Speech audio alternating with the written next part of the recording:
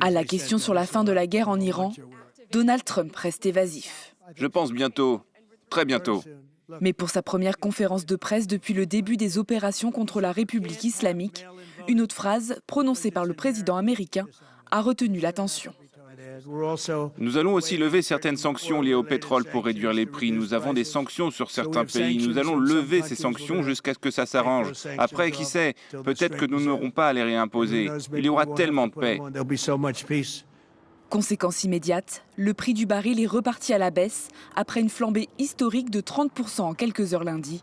Tous les regards se tournent vers les sanctions sur le pétrole russe instaurées depuis l'invasion de l'Ukraine en 2022. Leur levée permettrait d'accroître les livraisons mondiales d'or noir et donc de faire baisser les cours.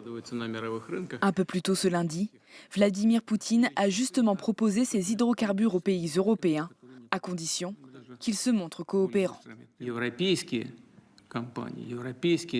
Si les entreprises européennes et les acheteurs européens décident soudainement de changer d'avis et de nous proposer une coopération durable, à long terme, libre de toute pression politique, alors oui, bien sûr, nous n'avons jamais refusé. Nous sommes prêts à travailler avec les Européens. Autrefois fournisseur majeur de l'Union européenne, Moscou est désormais quasiment coupé du continent et a dû réorienter ses exportations vers l'Inde ou la Chine. Or, un assouplissement des sanctions américaines pourrait aider la Russie à se renflouer pour financer la guerre qu'elle mène en Ukraine.